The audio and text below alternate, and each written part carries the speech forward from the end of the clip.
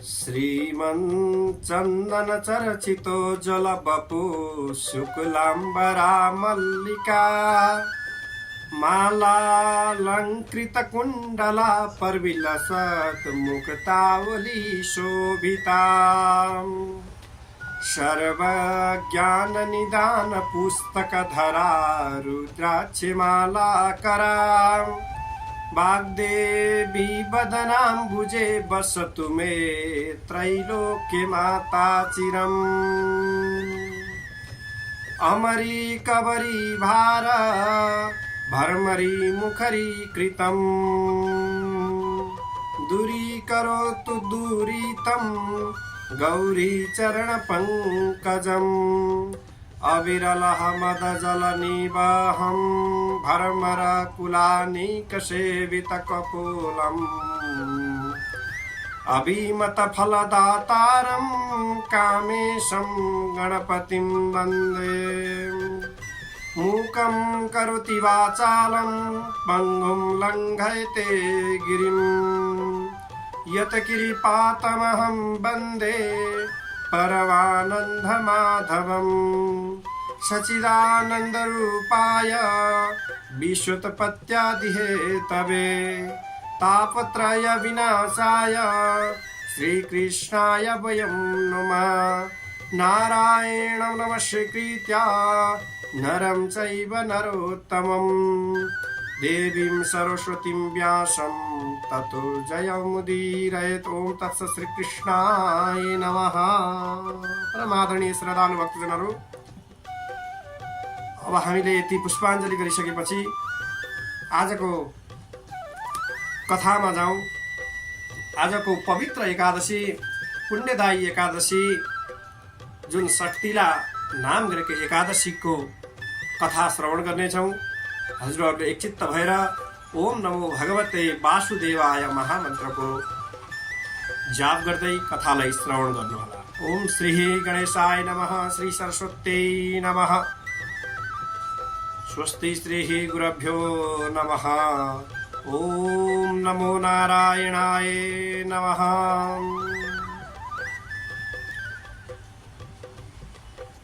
दाल्भ्या उवाच मर्ते लोके तु सम्प्राप्ता पापं कुर्वन्ति जन्तव वर्म हत्यादि पापैषु अन्यैषु विविधैयुतां परदर्व्यपहारश्च परव्यसनमोहिता कथं न यान्ति नरकान् ब्रह्मान् ततः ब्रूहि तत्त्वताम्।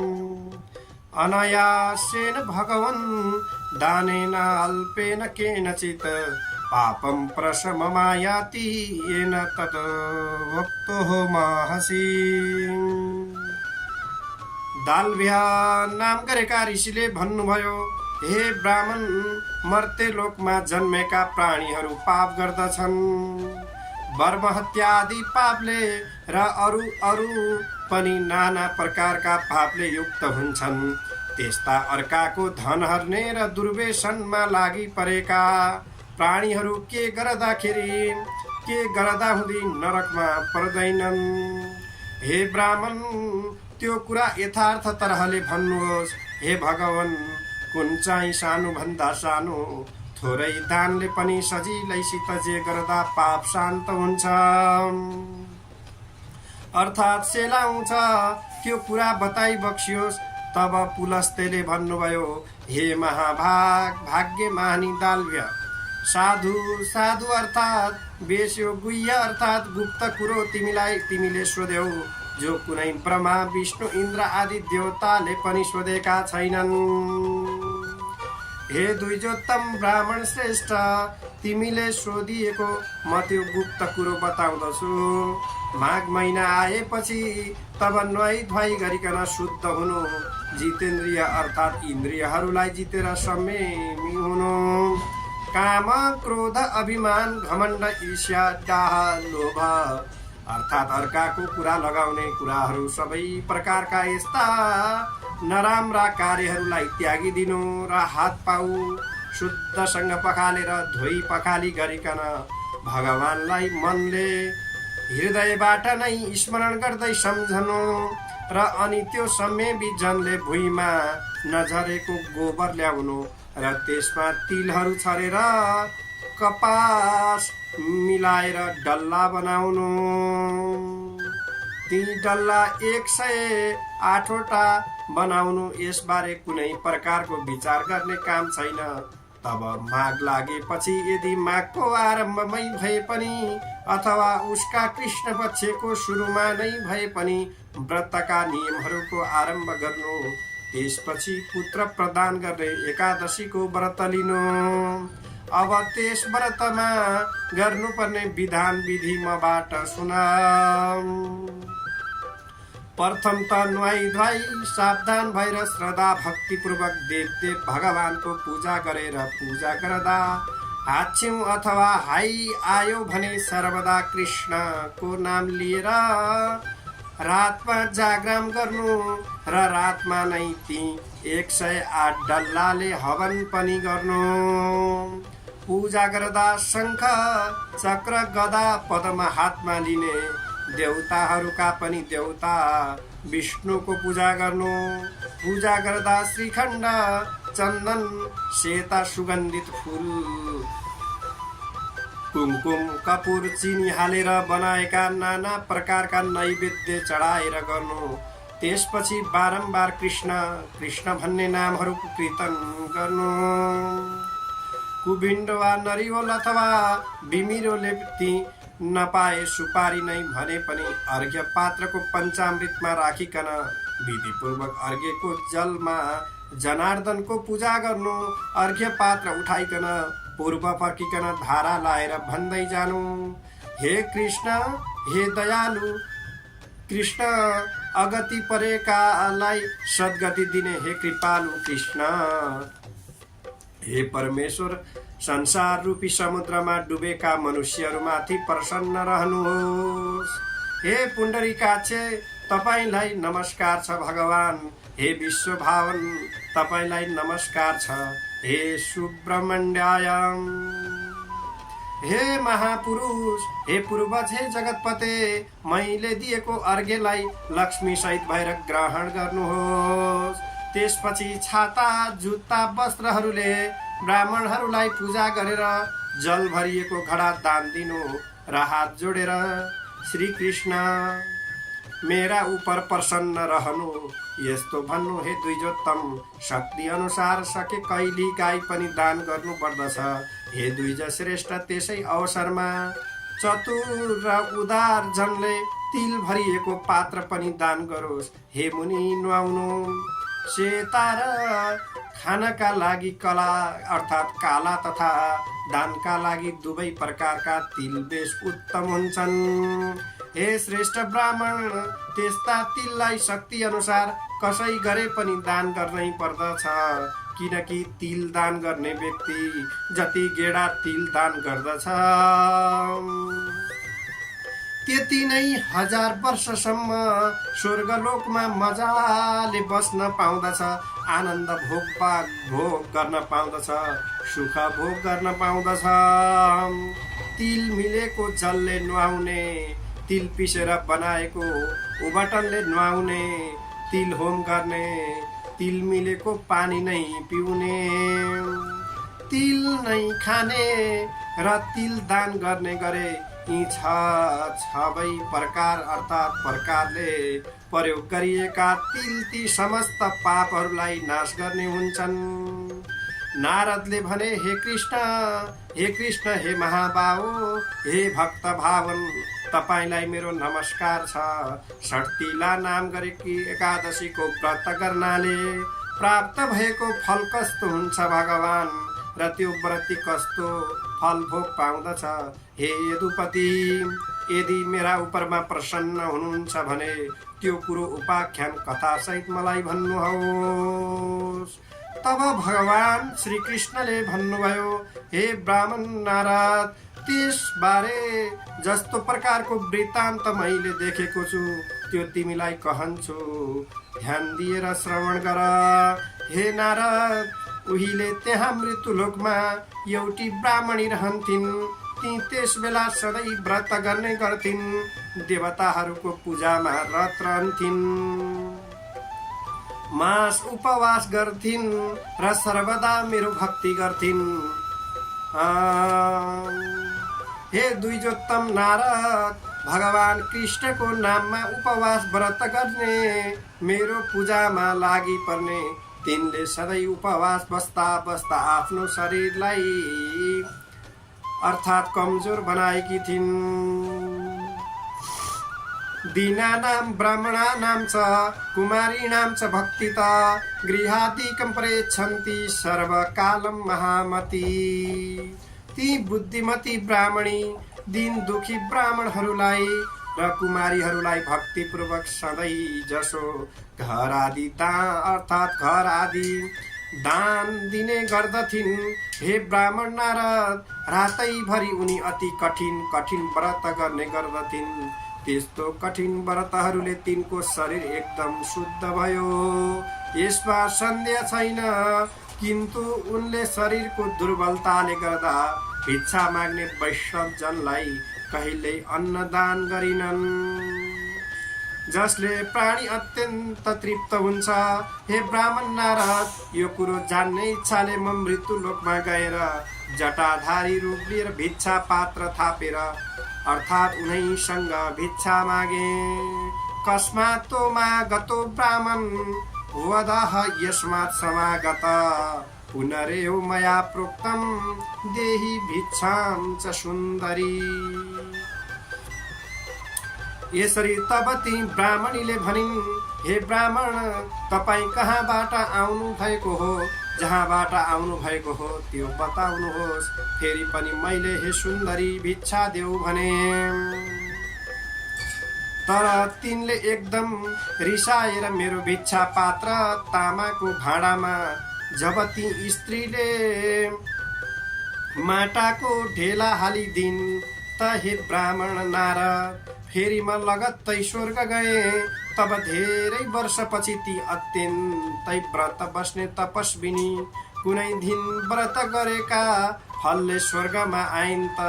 हे विप्रर्षि नारद, जब माटोको डल्लो भिक्षा दिएको प्रभावले अत्यन्त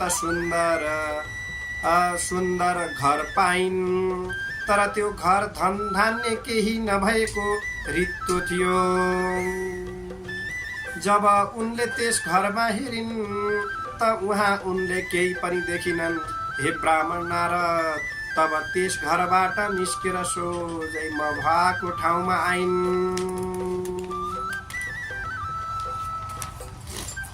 क्रोधेन महताविष्टा त्विदं वचनहं ब्रवीत्, मया प्रत्यक्षो पृच्छैषो उपवासैरनेकश। पूजयाराधितो देव सर्वलोकस्य भावना, न धनं दृश्यते किञ्चित् गृहे मम जनार्दन। यसरी र भयंकर क्रोधले चुरमुरिँदै यो वचन बोलिन्, मैले कठिन कठिन व्रतहरूले र अनेक प्रकारका उपवासहरूले अनि सारा त्रिलोकका भावन अर्थात् रचयिता श्री जो भगवान विष्णु भगवान हुनुहुन्छ पूजाहरूले उहाँको आराधना गरे। तर पनि हे जनार्दन, मेरो घरमा केही पनि धन देखिँदैन। तब मैले उनलाई जसरी आएकी छौ त्यसै गरी आफ्नो घरमा जाऊ। उहाँ चाँडै नै अर्थात् अचम्म आश्चर्यचकित भएका देवपत्नी अप्सराहरू आश्रयले उत्सुक हुँदै तिमीलाई हेर्न अर्थात् भेट्न आउनेछन्। त तिमीले सर्तिला नाम गरेको एकादशीको पुण्य माग्दै ढोका नखोल्नु। मैले उनलाई यति भनेपछि जब ती मानुषी ब्राह्मणी गइन् तब हे नारद उसै समयमा देवपत्नी अप्सराहरू पनि त्यहाँ आइपुगे। ताबिसो कथितं तत्र त्वं द्रष्टुं हि समागता द्वारमुद्घाटय त्वं च पश्यामस्त्वं शुभानने। तब तिनीहरूले त्यहाँ तिमीलाई हेर्न नै हामी आएका हौं भने तसर्थ हे सुन्दरी चेहराकी सुन्दरी तिमीलाई हामी हेर्छौं, तिमी ढोका उघार।